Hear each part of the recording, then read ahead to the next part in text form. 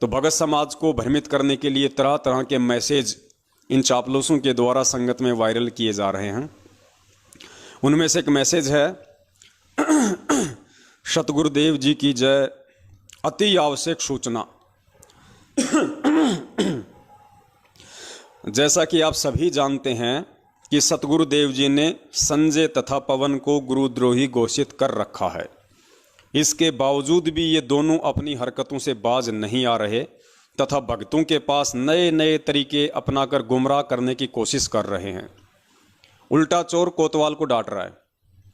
इसलिए आप सभी से प्रार्थना है कि आप जी को अगर इनका कोई भी मैसेज आपके फ़ोन पर या फिर सोशल मीडिया प्लेटफार्म पर बनी आपकी आईडी पर आता है तो उसे बिना पढ़े ही डिलीट कर दें और गलती से भी किसी अन्य भगत आत्मा के पास फॉरवर्ड ना करें।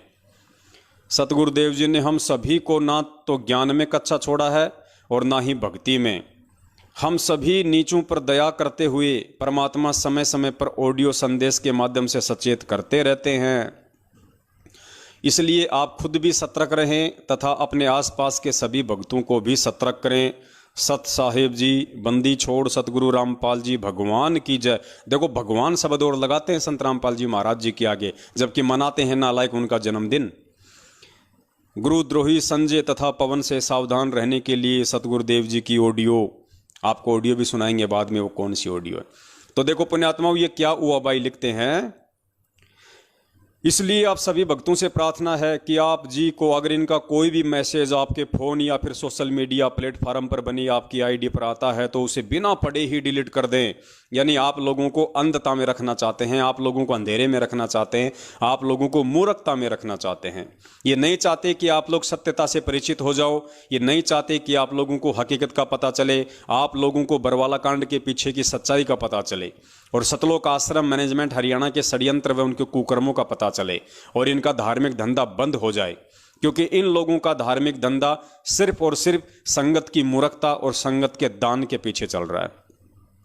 फिर आगे क्या लिखते हैं, सतगुरुदेव जी ने हम सभी को ना तो ज्ञान में कच्चा छोड़ा है और ना ही भक्ति में। अगर आपको पूरा विश्वास है कि गुरु जी ने ना ही तो आपको ज्ञान में कच्चा छोड़ा है और ना ही भक्ति में, तो फिर क्यों डर रहे हो भैया हमारी वीडियो देखने से? क्यों इतनी घबराहट हो रही है? क्यों तुम्हारे पसीने छूट रहे हैं? क्यों तुम्हारे कपड़े गीले हो गए ऊपर से लेके नीचे तक कि पवन की वीडियो मत देखो, पवन की वीडियो मत देखो? फिर तुम्हें डर किस बात का है?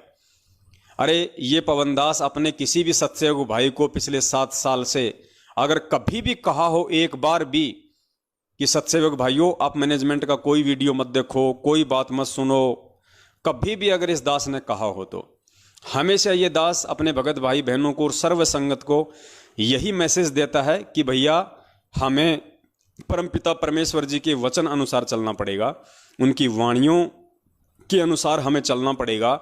और परमात्मा की वाणी कहती है कि कहे कबीर सोए जन मेरा, जो नीर खीर का करे निबेरा। जब तक मेरा भगत दोनों तरफ की बातें नहीं सुनेगा, दोनों तरफ के ऑडियो वीडियो नहीं देखेगा, तो वो कैसे निर्णय कर पाएगा कि सच क्या है और झूठ क्या है।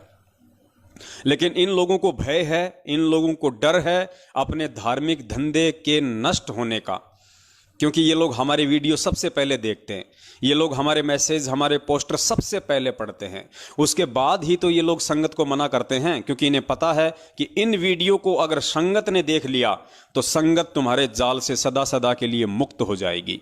और आज जो तुम संगत के दान पे अय्यासियां कर रहे हो, रंग रेलियां मनाते हो, मौज मस्तियां कर रहे हो, खुले सांड की तरह हर प्रकार से तुम अपने खर्चे पूरे कर रहे हो, वो सारे धंधे तुम्हारे बंद हो जाएंगे।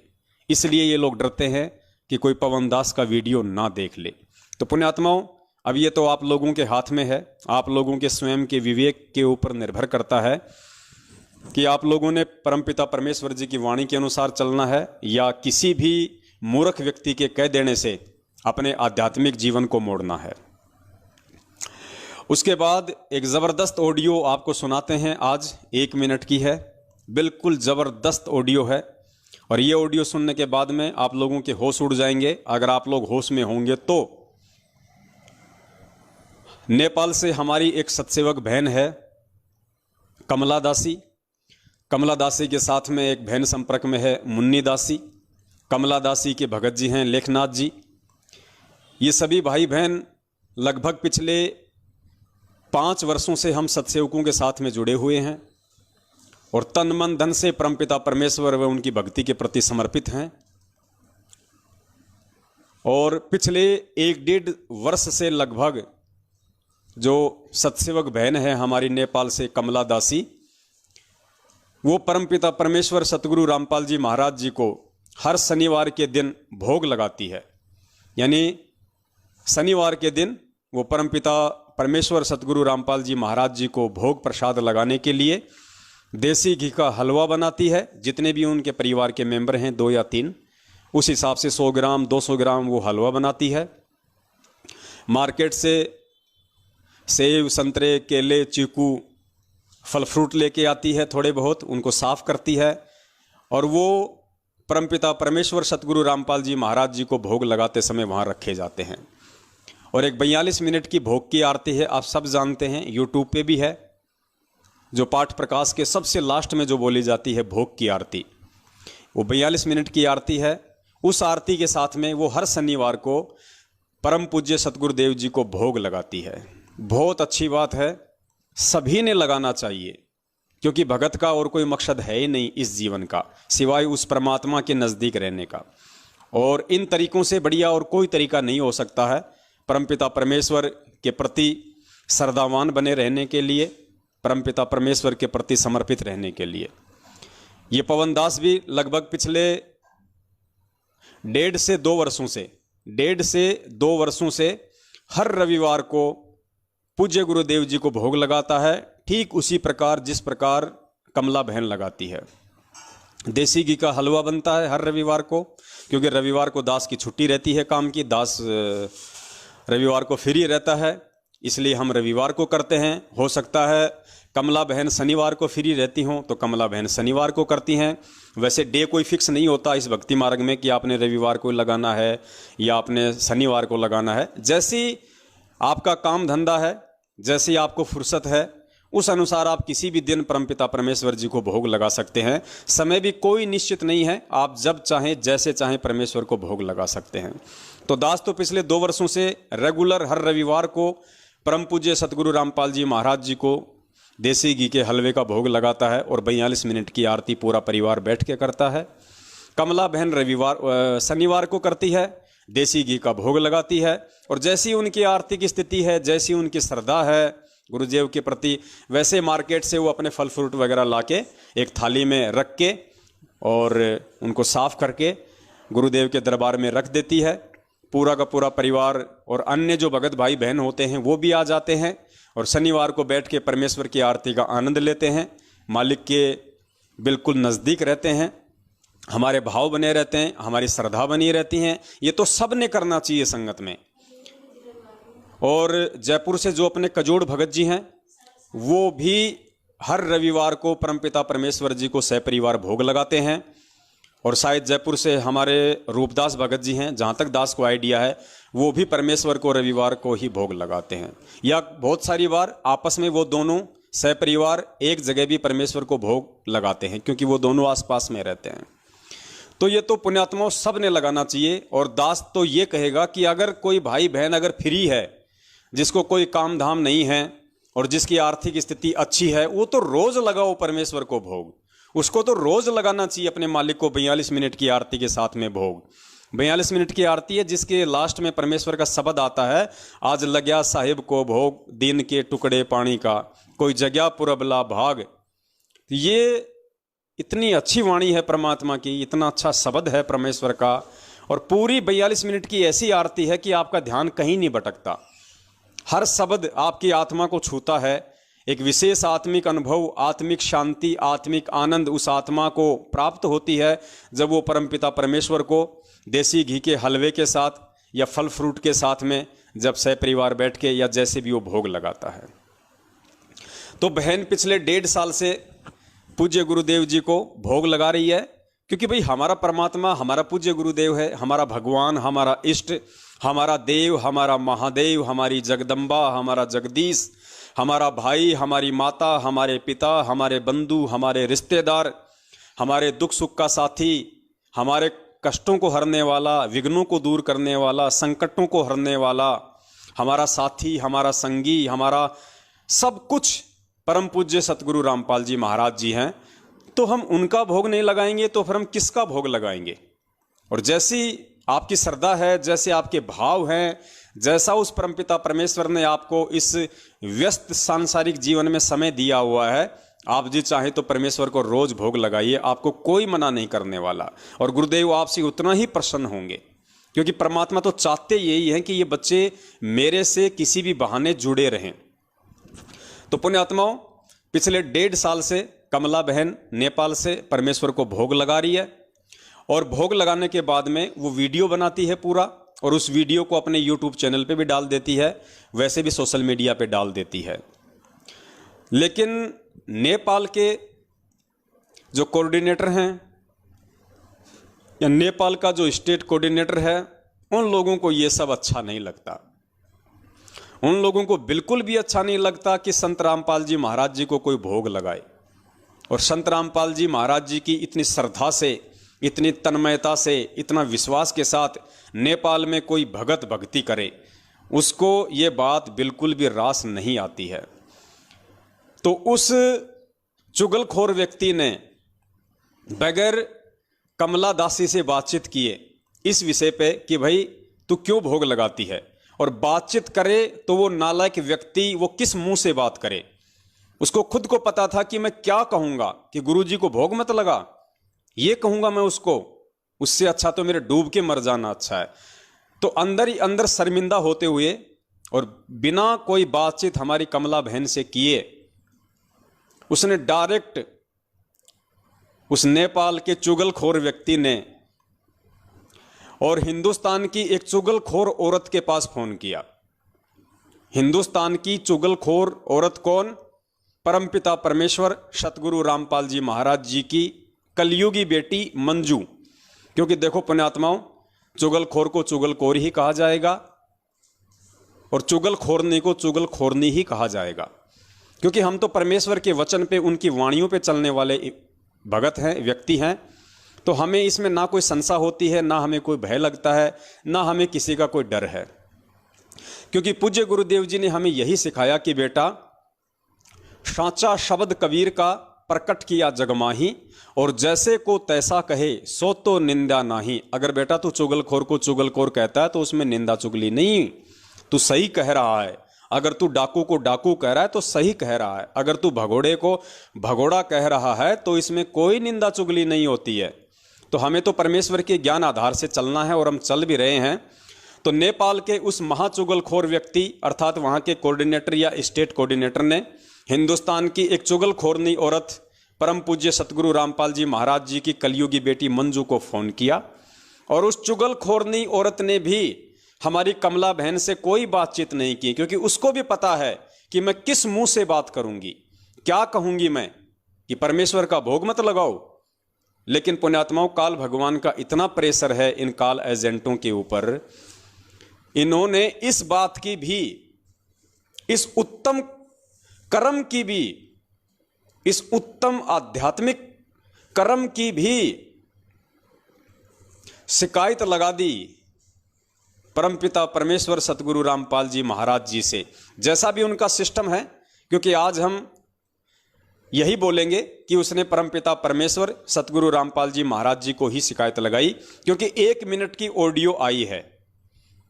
बाकी हम तो इन ऑडियो में विश्वास नहीं करते हैं, ये किसकी है, कहाँ से आती है, हमें इन ऑडियो से कोई लेना देना नहीं होता है। हमारे लिए तो ये ऑडियो बेसलेस हैं, निरर्थक हैं, कूड़े के कचरे की तरह हैं। क्योंकि हमें तो परमेश्वर ने ऑडियो आधार से नहीं बल्कि सत्संग आधार से चलना सिखाया है भक्ति मार्ग पे, यदि सफल होना है तो। लेकिन चलो, जो लोग इन ऑडियो को पूज्य गुरुदेव जी की मानते हैं, तो हम पूज्य गुरुदेव जी का नाम लेके ही चलेंगे, ताकि आप लोग अच्छे से समझ पाओगे।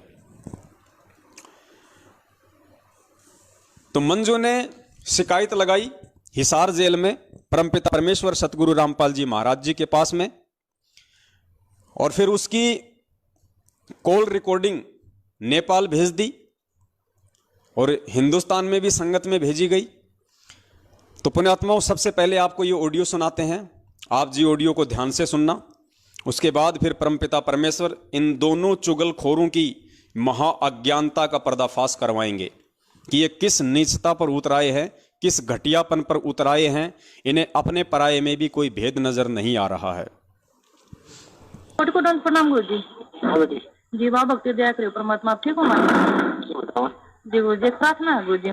और नेपाल के कुछ भगत आत्मा है जो गुरुद्रोही पवन और संजय के संपर्क में आ गए गुरु जी, और वे ना जी मनमाने तरीके से भंडारा निकालते हैं और घर में फूल फल और फूल रखते हैं, और वो जैसे भोग की विधि पाठ प्रकाश नहीं होता ना जी, वो ही सारी करके और यूट्यूब और फेसबुक पर डाल रहे हैं।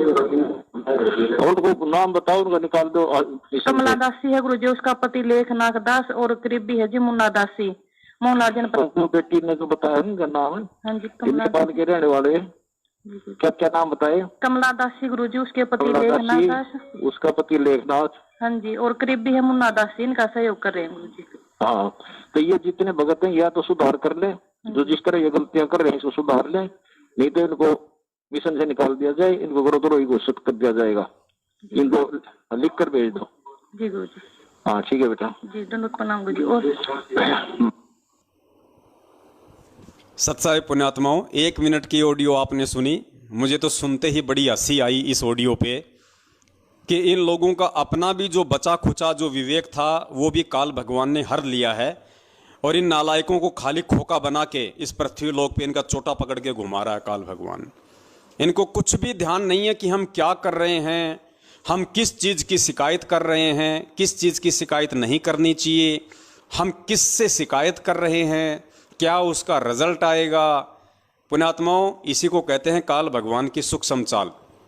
अंदर से पूरा खोका कर दिया सतलोक आश्रम मैनेजमेंट हरियाणा को, बिल्कुल थोता और खोका। पुण्यात्माओं, आप इस भक्ति मार्ग पे लगे हैं, और भक्ति मार्ग का आधार, भक्ति मार्ग का मूल सतगुरु होता है, क्योंकि ये बातें उस तत्वदर्शी संत के सत्संगों से ही मालूम पड़ती हैं। और परमेश्वर भी कहते हैं मंगलाचरण के लास्ट में कि 33 कोटि या धारा, आगे क्या वाणी, 33 कोटि या धारा ध्यावे सहस 88, उतरे भव जल पारा, कट है यम की फांसी। यानी 33 कोटि या धारा। फिर आगे उस मंगलाचरण में सरलार्थ किया गया है कि वो पूर्ण परमेश्वर, वो सबका दाता, वो सबका सृष्टि रचनहार, वो कबीर परमेश्वर 33 कोटि या धारा अर्थात 33 करोड़ देवी देवताओं की भक्ति का मूल आधार भी वो कबीर परमेश्वर ही है। और 33 करोड़ देवी देवता भी उस एकमात्र परमपिता परमेश्वर की ही आराधना करते हैं, उसी को अपना आधार मानते हैं, उसी को अपना मूल मानते हैं, अपना सब कुछ मानते हैं। आप लोगों ने देखा होगा मोटरसाइकिल का जो पहिया होता है, जो रिम होती है, या साइकिल की जो रिम होती है, और चारों तरफ उसके वो ताड़ियाँ होती हैं वायर से, और बीच में उसके एक्सल होता है। एक्सल, अब पुण्यात्माओं, वो जो एक्सल है वो उस टायर और उस जितनी भी वो ताड़ियाँ हैं वो उन सब का आधार है। उस एक्सल के सहारे वो टायर घूम रहा है, वो टायर बिल्कुल गोल है, वो रिम बिल्कुल गोल है। अगर वो एक्सल ना हो तो वो टायर जो है वो किसी भी गाड़ी में फिट नहीं किया जा सकता। इसी प्रकार ये जो पूर्ण परमेश्वर हैं, जो वर्तमान में सतगुरु रामपाल जी महाराज जी के रूप में धरती पे प्रकट हैं, ये उस एक्सल की तरह इस सकल सृष्टि का आधार है। जितने भी देवी देवता हैं, ब्रह्मा विष्णु महेश हैं, काल है, दुर्गा है, ये अपनी भक्ति का मूल आधार, अपना मूल केवल उस परमपिता परमेश्वर को ही मानते हैं। तभी तो उसने गीता जी में अर्जुन से कहा कि अर्जुन, तुझे गुप्त से गुप्त बात बताता हूं कि मेरा इष्ट देव भी वही है, और तुझे अगर उसकी प्राप्ति करनी है तो किसी तत्वदर्शी संत की तलाश कर ले। तो पुण्यात्माओं, फिर हम जीवों की क्या औकात जो उस परमेश्वर के अलावा कोई दूसरा हमारा आधार हो, और जब हमारा वही एकमात्र आधार है तो पुण्यात्माओं फिर हम किसको भोग लगाएं, हम किसको भोग लगाएं फिर उसको छोड़ के। मतलब विचार करना होगा आज संगत को कि हम जिस परमपिता परमेश्वर सतगुरु रामपाल जी महाराज जी को अपना परमेश्वर मान चुके हैं, अपना तन मन धन हम जिनके श्री चरण कमलों में समर्पित कर चुके हैं, अपनी भक्ति का और अपने सांसारिक जीवन का हम उनको आधार मान चुके हैं, तो उनके अलावा ये सतलोक आश्रम मैनेजमेंट हरियाणा फिर हमारे से और किसको भोग लगवाना चाहता है? और इस मंद बुद्धि औरत मंजू को तो इतना भी ज्ञान नहीं रहा, आभास नहीं रहा कि नालायक कम से कम इतना ही सोच लेती कि ये लोग मेरे बाप को भोग लगा रहे हैं। अरे मंजू, हम तेरे बाप को ही भोग लगा रहे हैं, हम किसी और को भोग नहीं लगा रहे, हम तेरे बाप को भोग लगा रहे हैं, तेरे बाप को, जिसे पूरी दुनिया सतगुरु रामपाल जी महाराज कह रही है। और तेरे बाप को भोग लगाते लगाते भी तेरे को अच्छा नहीं लग रहा, तेरे को रास नहीं आ रहा, तो दुनिया का सबसे बड़ा गुरुद्रोही और काल एजेंट और कौन हो सकता है दुनिया में? पुण्यात्माओं, मेरे बाप की यदि कोई प्रशंसा करे, मेरे बाप की यदि कोई बड़ाई करे, मेरे बाप को अगर 50 जगह अगर कोई कहे कि भाई जो पवन दास का जो पिताजी है भाई बहुत अच्छा है, भाई आदमी एकदम इंसाफ शरीफ आदमी है, जो बात बोलता है बिल्कुल मुंह पे बोलता है, और कोई यदि मेरे बाप को भोग लगाए, मेरे बाप को देवी देवताओं की तरह पूजे, तो पुण्यात्माओं मेरा सीना तो फक्र से चौड़ा हो जाना चाहिए, मेरा तो 1.25 किलो खून बॉडी में डेवलप हो जाना चाहिए। और यहां क्या हो रहा है पुण्यात्माओं? इस मंजू के बाप का वो बहन भोग लगा रही है, इस मंजू के बाप को वो बहन अपना भगवान समझ रही है, अपना परमात्मा मान रही है, और ये नालायक कह रही है कि नहीं, मेरे बाप का भोग मत लगा, मेरा बाप भगवान नहीं है, मेरे बाप का भोग मत लगा। पुण्यात्माओं, इससे ज्यादा मंद बुद्धि औरत और इस दुनिया में कौन हो सकती है? अब तू क्या चाहती है मंजू दीदी? तेरे बाप का भोग ना लगाएं तो क्या तेरी मां का लगाएं? तेरे चाचा का भोग लगाना शुरू कर दें, या तेरे दोनों भाइयों का और तेरे पति संजय भगोड़े का भोग लगाना शुरू कर दें? ये चाहती है क्या? पुण्यात्माओं, दिमाग का स्तर इन लोगों का कितना नीचे गिर चुका है, ये भी इनमें कॉमन सेंस भी नहीं रही। ये कम से कम इतना तो सोचती है प्रार्थना लगाते समय कि नेपाल की जो सतसेवक बहन है कमला दासी, वो किसका भोग लगा रही है, किसको भोग लगा रही है, उस भोग की थाली के सामने फोटो किसकी रखी है? अरे नालायक, तेरे खुद के बाप की रखी है, जिसे तू अपना शरीर का बाप भी कहती है, और अपना आध्यात्मिक बाप तो तू उनको नहीं मानती, वो तो हमें पता है, लेकिन कम से कम अपने शरीर का बाप तो समझ ले।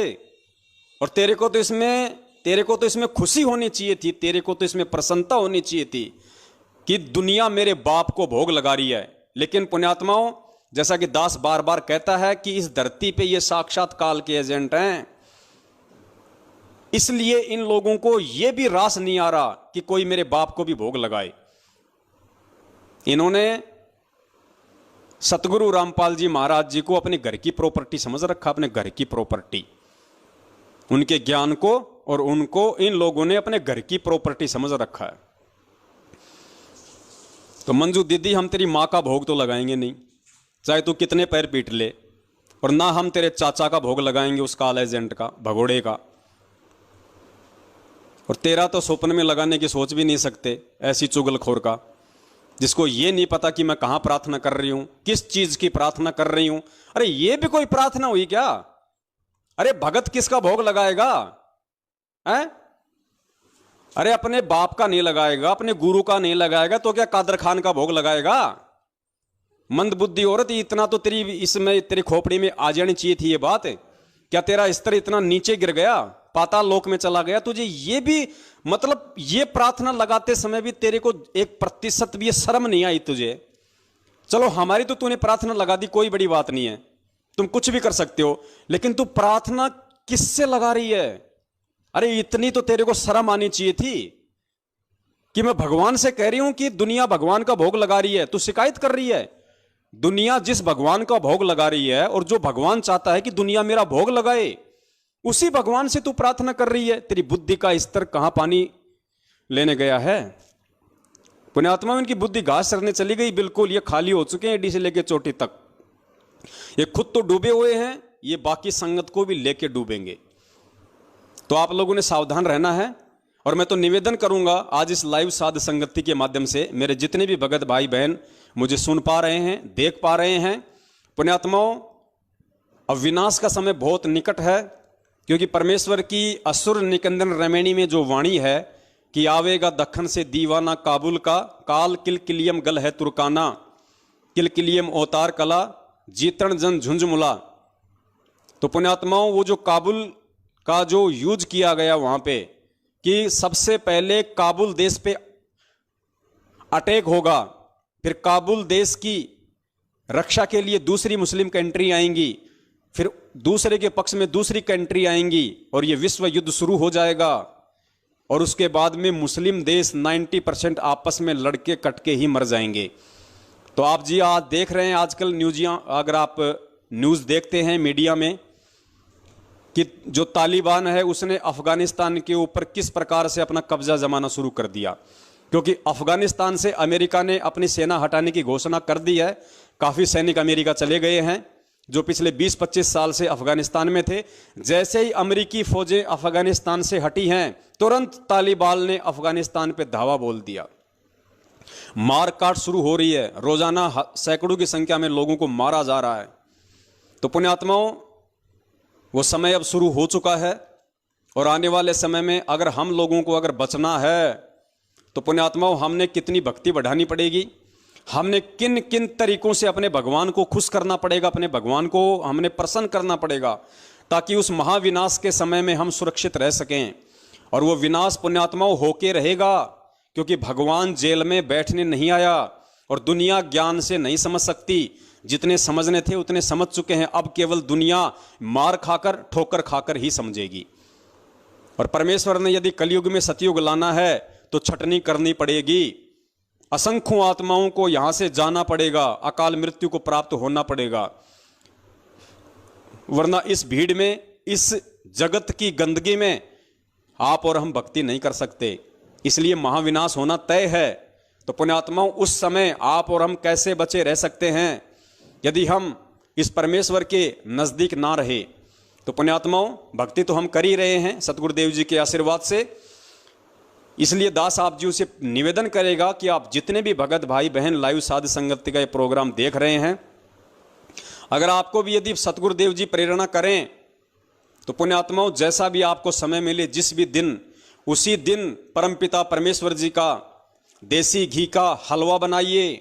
जितने भी आपके परिवार के मेंबर हैं, 2, 4, 5, 10, उस अनुसार 100 ग्राम का, 200 ग्राम का, जैसे भी आपकी श्रद्धा है, आप देसी घी का हलवा बनाइए परमेश्वर का। और आपकी आर्थिक स्थिति अच्छी है तो मार्केट से फल फ्रूट भी लेके आइए। और पुण्यात्माओं, सप्ताह में जिस दिन भी आपको लगे कि आज मेरी छुट्टी है या आज मैं छुट्टी के लिए दिन निकाल सकता हूं, यह ऐसा कोई विशेष नहीं है मेरे लिए कामकाज, उस दिन पूरा परिवार बैठ के परमपिता परमेश्वर जी को उस 42 मिनट की भोग की आरती के साथ भोग लगाइए और परमेश्वर का अनुग्रह प्राप्त कीजिए। गुरुदेव ने स्पष्ट संगतों में कहा हुआ है कि पुण्यात्माओं, अभी तुम मात्र 20% ही भक्ति की तरफ अग्रसर हो, 80% तुम्हारा ध्यान सांसारिकता में रमा हुआ है। लेकिन जब तक इसका उल्टा नहीं होगा, अर्थात जब तक तुम 80% मेरी भक्ति में नहीं लगोगे और 20% ही अपने रोजी रोटी के लिए प्रयास नहीं करोगे, तब तक तुम भगत की श्रेणी में भी नहीं आओगे। तो पुण्यात्माओं, उस 20% से ऊपर और भक्ति बढ़ाने के लिए अब हमने परमपिता परमेश्वर जी का, जैसा भी जिसको समय मिले, सप्ताह में या महीने में, जरूर उस परमपिता परमेश्वर सतगुरु रामपाल जी महाराज जी को देसी घी के हलवे का भोग लगाइए। बैठ के सहपरिवार 42 मिनट की जो YouTube पे आरती है, भोग की आरती आपको मिल जाएगी, आप वो आरती कीजिए। पुण्यात्माओं, हम परमेश्वर के जितना नजदीक रहेंगे, जितना हम परमेश्वर के कृपा पात्र बन के रहेंगे, उतना ही परमात्मा हमारे नजदीक रहेगा। और मैं तो ये मानता हूं कि इन चुगलखोरों ने जो ये चुगली लगाई है, ये हमारे लिए एक बहुत बड़ा ये प्लस पॉइंट साबित हुआ है, क्योंकि काल की चाल से ही परमात्मा अपना कार्य सिद्ध करता है। तो इन काल एजेंटों ने तो बहुत शाने बन के उस कमला बहन के ऊपर दबाव डालने के लिए और उन नेपाल के चुगलखोरों को, उनको खुश करने के लिए कि देखो मैं तुम्हारी हिंदुस्तान की चुगलखोरनी दीदी, जैसा तुमने कहा तुरंत मैंने हिसार जेल में प्रार्थना लगा दी, हा हा हा हा हा हा, उनको खुश करने के लिए, उन गधों को। और इसने ऐसी ज्ञान विरुद्ध घटिया हरकत की है जो शायद भक्ति इतिहास में सिवाय उस काल भगवान के और कोई नहीं कर सकता। अरे भगवान का एक भगत भोग लगा रहा है और तू उसी भगवान से तू प्रार्थना कर रही है, शिकायत कर रही है कि भगवान दुनिया आपका भोग लगा रही है। अरे तू काहे की भगत है, तू तो जगत से भी गई गुजरी है।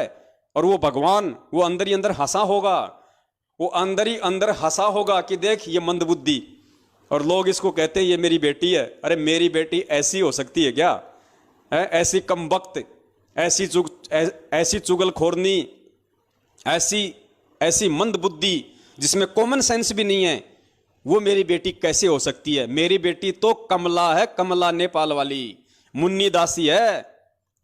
वो है मेरे असली बेटा बेटी जो मुझे अपना परमात्मा समझ के और मेरा भोग लगा रहे हैं। तो पुण्यात्माओं, शायद परमपिता परमेश्वर सतगुरु रामपाल जी महाराज जी ने आने वाले विनाश के समय से बचने के लिए और हम सबको और ज्यादा भक्ति की तरफ अग्रसर करने के लिए हो सकता है ये सारा खेल रचा है। और पुण्यात्माओं, आप सभी भाई बहन परमपिता परमेश्वर जी की, जैसे पिछले 2 साल से ये पवन दास कर रहा है, 1.5 साल से हमारी बहन कर रही है, और दास चाह रहा था, दास के अंदर एक प्रेरणा भी हो रही थी काफी समय से कि भगत समाज को परमेश्वर की भोग की आरती के लिए एक संदेशा दिया जाए ताकि हम और उस परमेश्वर के नजदीक रहें। अरे मालिक की वाणी है वो, मालिक के उसमें शब्द हैं। भक्ति बोध पुस्तक में लिखा हुआ है, जो 3 समय की आरती वाली जो भक्ति बोध है, संध्या आरती के बाद में उसमें वो आरती लिखी हुई है 42 मिनट की। अरे अगर उसमें परमेश्वर ने आरती दी है तो दी किस लिए है? उसमें पूरे पाठ प्रकाश की आरती नहीं है और ना ही पूरे पाठ प्रकाश की आरती करने के हम अधिकारी हैं, लेकिन वो तो लास्ट का भोग का पार्ट है, भोग का पार्ट है। खुद उस परमपिता परमेश्वर सतगुरु रामपाल जी महाराज जी ने 3 समय की आरती के बाद में उसमें लिखवाया है ताकि मेरे बच्चे कॉमन सेंस से इस बात को समझें और परमेश्वर की भोग की आरती भी करें।